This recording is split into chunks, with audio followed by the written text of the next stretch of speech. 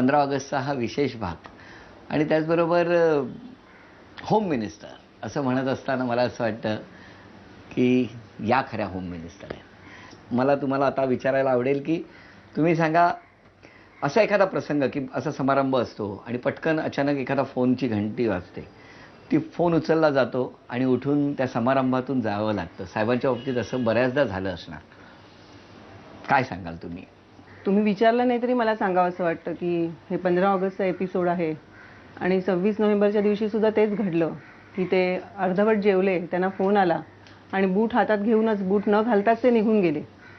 तर मला असं वाटतं की अनेक जण गेले पण नाही आहेत त्या स्पॉटवर आणि ते मला मुद्दामून सांगावंसं वाटतं की सैन्यात कसं असतं माहिती नाही, पण पोलीस खात्यात अनेक जण गेले नाही तरी चालू शकतं असा एक मेसेज जातो मग अशा वेळेला.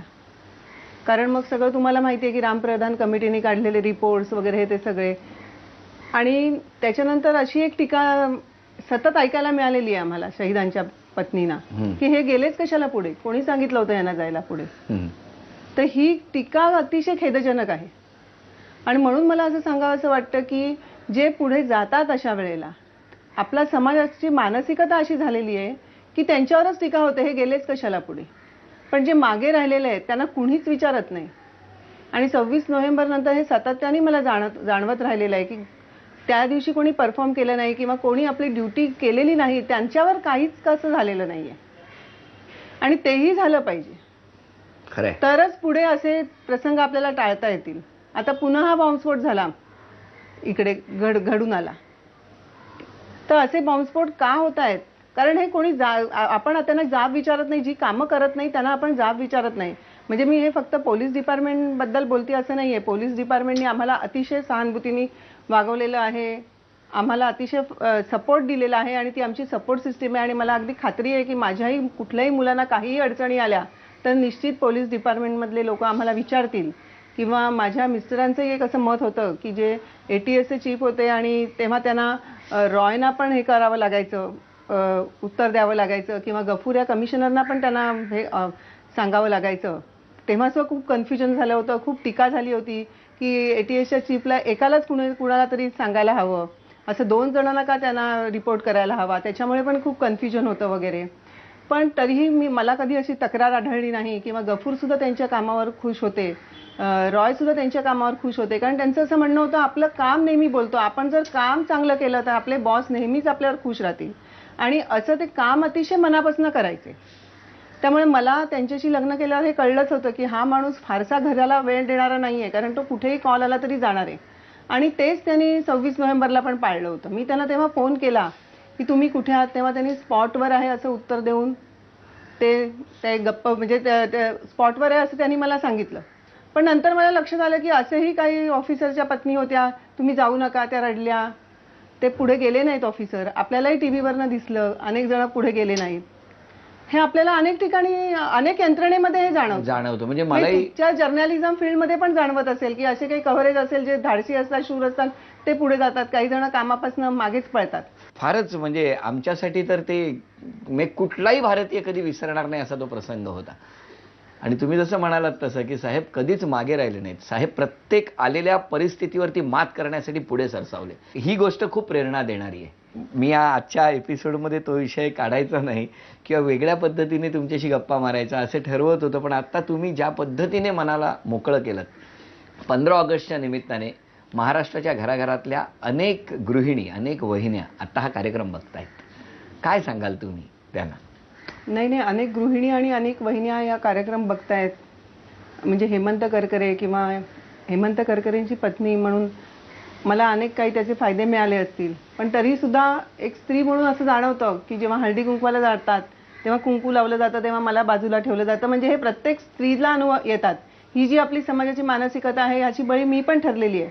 आता मला हे मी कॉलेजमध्ये शिकवते किंवा मला काही दुसऱ्या ॲव्हेन्यूज आहेत, त्यामुळे मला इतकं ते लागत नसेल कदाचित, पण मला वाटतं ज्या कॉन्स्टेबलच्या पत्नी आहेत त्या 30 वर्षाच्या आहेत, त्यांना पण पुन्हा आयुष्यभर या अनुभवातनं जायचं आहे.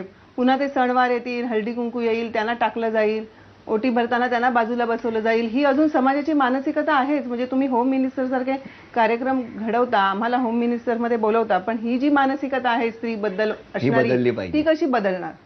कारण ज्याच्या पतीने बलिदान केलेलं आहे त्यांना तुम्ही अशीच ट्रीटमेंट देता शेवटी. नाही नाही नाही, खरं आणि अशी ट्रीटमेंट मला स्वतःला जाणवते. तर कॉन्स्टेबलच्या पत्नीना ते काय किती वाटत वाटत असेल असा मग एक मनात विचार येतो. या निमित्ताने मला असं वाटतं 15 ऑगस्ट आहे, स्वातंत्र्य दिन आहे, आणि या कार्यक्रमाचं पहिलं वाक्य होतं घराघरातल्या स्त्रीचा सन्मान. खरं तर सन्मान नाही आहे तो, घराघरातल्या प्रत्येकाने विचार करण्याची वेळ आहे आणि हे आपण बदलायला पाहिजे.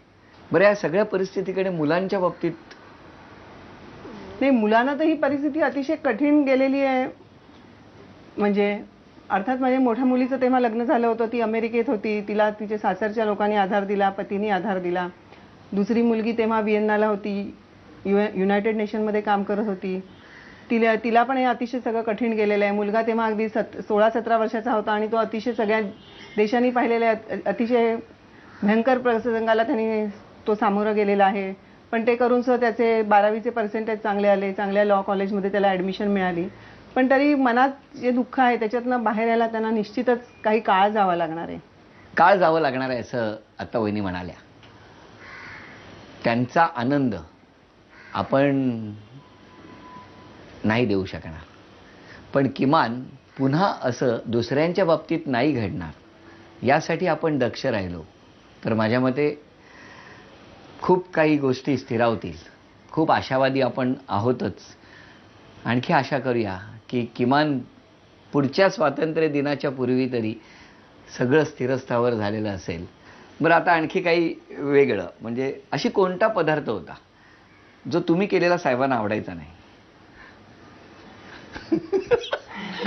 किती छान हसू आलंय चेहऱ्यावर.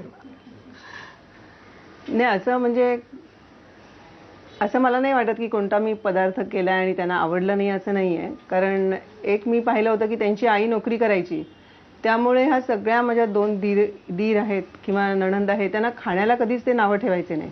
हे अतिशय चांगलं मूल्य त्यांच्या घरात रुजवलं गेलेलं होतं त्यांच्या वडिलांकडनं. म्हणजे मी एक प्रसंग सांगते की मला हे नेहमी माझे मिस्टर नेहमी म्हणायचे, एकदा माझ्या आईने भाजी केली होती आणि वडिलांनी अगदी ताव मारून खाल्ली होती आणि त्याच्यात मीठ नव्हतं आणि ते अजिबात बोलले नव्हते. तर नंतर मग ते पाहून ह्या भावंडांनी पण ती भाजी खाल्ली आणि न नावं ठेवता खाल्ली. तर ते एक त्यांच्यामध्ये होतंच. म्हणजे हा गुण मी फार कमी लोकात पाहिला आणि तो माझ्या पतीमध्ये होता. आणि मुळात मलाच आधी स्वयंपाकाची आवड असल्यामुळे अशी वेळ माझ्यावर आली नाही. आली नाही. उलट तेच मला रागवायचे, एवढं करायची गरज काय, एवढ्या व्हरायटीज करायची गरज काय. कारण त्यांची जेवायची आवड अतिशय साधी होती. म्हणजे एक भाजी, कोशिंबीर, वरण भात अशी अत्यंत साधी आवड त्यांची होती. आणि त्यांचा मित्रपरिवार त्यांचा खूप मोठा होता. त्यांना खूप मित्रपरिवार लागायचा. हो ना.